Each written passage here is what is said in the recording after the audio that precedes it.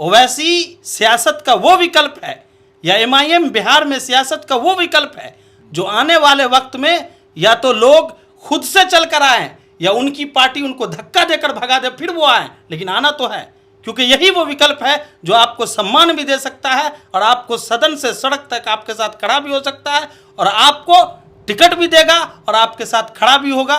मैंने पहले भी कहा था एक बयान में कि अब बिहार में हमारी जो हैसियत है वो टिकट देने वाले की हैसियत है, लेने वाले की हैसियत नहीं है। अब वो वक्त खत्म हो गया कि लोग तय करेंगे कि मुसलमान कैसे खड़ा होगा, अब हम तय करेंगे, क्योंकि यादवों से ज्यादा हमारे पास वोट है भाई। दोस्तों, आप तमाम लोग जानते हैं कि बिहार में विधानसभा का चुनाव इसी साल के आखिरी महीने में होने की संभावनाएं है। ऐसे में बिहार में राजनीतिक सरगर्मियां लगातार तेज होती दिखाई दे रही है और तमाम पार्टी में अब नेता इधर से उधर होते हुए भी दिखाई दे रहे हैं। एक तरफ आप तमाम लोग जानते हैं कि असदुद्दीन ओवैसी की पार्टी ऑल इंडिया मजलिस इत्तेहाद मुस्लिमीन पिछले विधानसभा में सीमांचल में बहुत बेहतर रिजल्ट जो है लोगों के सामने ला करके दिया, लेकिन आपने देखा किस तरीके से पार्टी के नेताओं ने ही पार्टी के साथ गद्दारी की और वो तमाम लोग पार्टी को छोड़ करके चले गए सिवाय उस पार्टी के प्रदेश अध्यक्ष। लेकिन एक बार फिर ये बात कही जा सकती है कि वो बात सच साबित होती हुई दिखाई दे रही है जो असदुद्दीन ओवैसी बिहार में आकर के कहते हैं कि अगर हमसे 4 छीना गया है तो हम भी उनके 40 छीन लेंगे। क्या इसकी तैयारी में ऑल इंडिया मजलिस इत्तेहाद मुस्लिमीन लग गई है?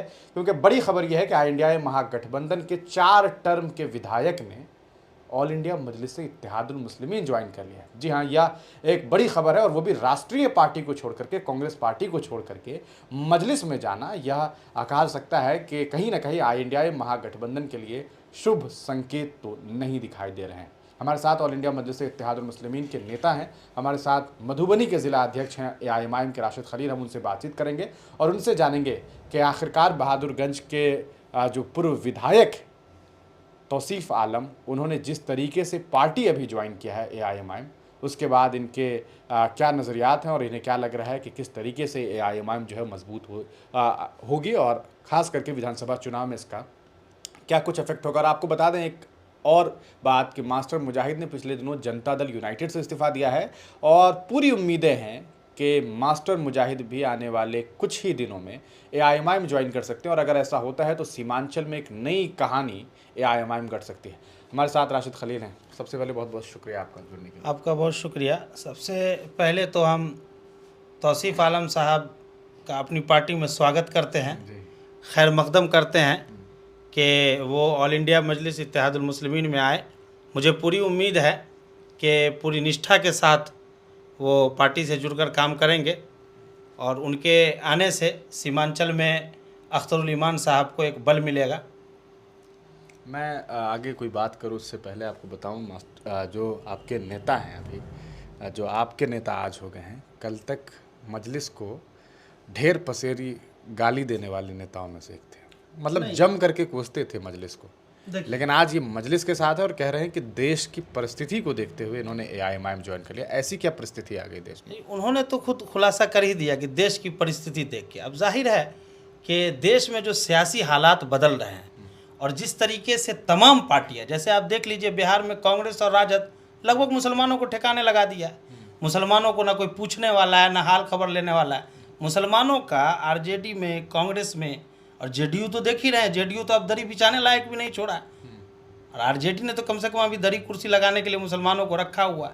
अब जाहिर है कि मजबूरी में एकाक लोगों को एमएलसी तो बनाना होगा, एकाक लोगों को राज्यसभा तो भेजना होगा, वो भी जो पेड कर सकते हैं। अनपेड लोग तो जा भी नहीं सकते आरजेडी में, ये सब लोग जानते हैं। तो देश की परिस्थिति को देख के कि जिस तरीके से मुसलमानों को किनारा लगाया जा रहा है, मुसलमान के वो लीडर जो 20 साल, 25 साल, 30 साल से ज़मीन पर संघर्ष करके खुद को लीडर बनाए हैं, खुद को समाज का चेहरा बनाए हैं, अब उन लोगों को इस बात का एहसास हो रहा कि एक ही पार्टी है जो दलितों, मुसलमानों, शोषितों, वंचितों को हुकूक दिला सकता है, हिस्सेदारी दिला सकता है, सड़क से सदन तक उसके मसाइल को उठा सकता है। आप लोग वो पार्टी एमआईएम है। क्या है ही आप लोगों के पास एक सांसद है आपके पास, आप लोग दूसरे जब भी जीतते हैं हार जाते हैं। अच्छा, कभी आपकी पार्टी उस तरह से फल फूल नहीं रही है, ठीक है, लेकिन आपको लगता यह है कि आप तमाम पार्टियों से बेहतर है, राष्ट्रीय पार्टी है कांग्रेस, उसके सामने आप मजलिस को इस तरीके से पेश करें। अब आप हमको बताइए कि हमारे पास एक सांसद है, कांग्रेस के पास 99 सांसद हैं। भारत के किसी भी कोने में उस गांव में, जिस गांव में भारत के लोग जिस गांव का नाम नहीं जानते हैं, मैं गारंटी के साथ कह सकता हूं, मुझे गर्व है कि हमारे सदर, अगर उस गांव में भी किसी मुसलमान, किसी दलित या किसी वंचित शोषित के ऊपर जुल्म होगा, तो जो सबसे पहली आवाज़ देश में सुनाई देगी वो बैरिस्टर असदुद्दीन की, ओवैसी की होगी। और उस आवाज़ के बाद ही जो डर फैलता है, इसी वजह से बीजेपी की बीटी, वही जो डर फैलता है ना लेफ्ट विंग में, कि भाई ओवैसी साहब ने तो बोल दिया, अब वोट बैंक बचाना है, तो अब उस होड़ में राहुल गांधी बोलते हैं, उस होड़ में तेजस्वी बोलता है, उस होड़ में दूसरे नेता बोलते हैं। बाकी अगर ओवैसी साहब की आवाज़ ना आए ना, तो ये लोग भी रजाई ओढ़ के सो जाएंगे। ये हालत है। मैं तो साफ तौर से कह रहा हूँ कि मुसलमानों के मसाइल को लोग मसला समझ ही नहीं था। कहीं पे मुसलमानों को मार दीजिए, काट दीजिए, फेंक दीजिए, कोई मतलब नहीं है लोगों को। ओवैसी सियासत का वो विकल्प है, या एमआईएम बिहार में सियासत का वो विकल्प है जो आने वाले वक्त में या तो लोग खुद से चल कर आए या उनकी पार्टी उनको धक्का देकर भगा दे, फिर वो आए, लेकिन आना तो है, क्योंकि यही वो विकल्प है जो आपको सम्मान भी दे सकता है और आपको सदन से सड़क तक आपके साथ खड़ा भी हो सकता है और आपको टिकट भी देगा और आपके साथ खड़ा भी होगा। मैंने पहले भी कहा था एक बयान में कि अब बिहार में हमारी जो हैसियत है वो टिकट देने वाले की हैसियत है, लेने वाले की हैसियत नहीं है। अब वो वक्त खत्म हो गया कि लोग तय करेंगे कि मुसलमान कैसे खड़ा होगा। अब हम तय करेंगे, क्योंकि यादवों से ज़्यादा हमारे पास वोट है भाई।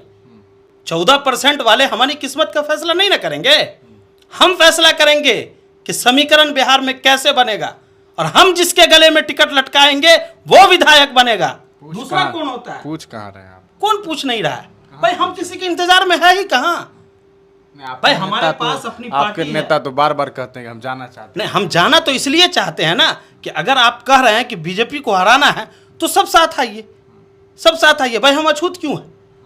हमको आप अछूत बना के रखेंगे तो हम तो एक पार्टी है ना भाई, कोई ट्रस्ट नहीं ना है जो आप ये उम्मीद रखेंगे कि भाई हम बयान दे रहे हैं वही। नहीं, हम किनारे बैठे रहें और आप मलाई चाटते रहें, ऐसा तो नहीं ना होगा। हम भी एक सियासी पार्टी हैं, जद्दोजहद तो करेंगे, वो तो हमारा मकसद है। हम तो बार बार कह रहे हैं ना कि हम, अब कल तक लोग बिहार में ये कह रहे थे कि ये मुसलमानों की पार्टी है।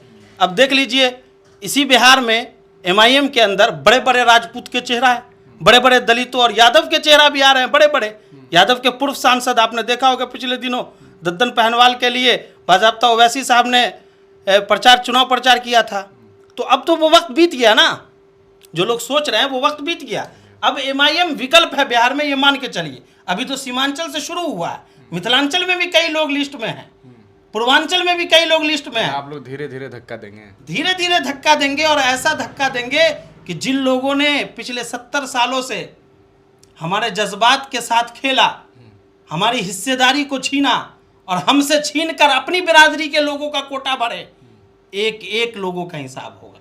चलिए, तो ये हमारे साथ जो है राशिद खलील साहब हैं और इन्होंने बड़ी बेबाकी के साथ अपनी पार्टी की बात रखी है। लेकिन सवाल ये है कि क्या सीमांचल से बाहर भी मजलिस-ए-इत्तेहादुल मुस्लिमीन वो कामयाबी हासिल कर पाएगी, या तो वक्त बताएगा। यकीनन ये बात कही जा सकती है कि तौसीफ़ आलम के एआईएमआईएम में जाने से सीमांचल में एक बार फिर मजलिस को वो मजबूती मिलेगी जो मजबूती पिछले बार देखने को मिली थी। आपको बता दें, दो वह सीट है जो काफ़ी चर्चे में है। एक तो कोचाधामन सीट है और एक बहादुरगंज से विधायक जो पूर्व हैं उन्होंने पार्टी ज्वाइन कर लिया और ऐसी पूरी संभावनाएं हैं। यकीनन ये बात कही जा सकती है कि इस वादे के साथ ही या पार्टी में गए होंगे कि बहादुरगंज हमारा है तो हमें ओवैसी साहब बहादुरगंज दे दें।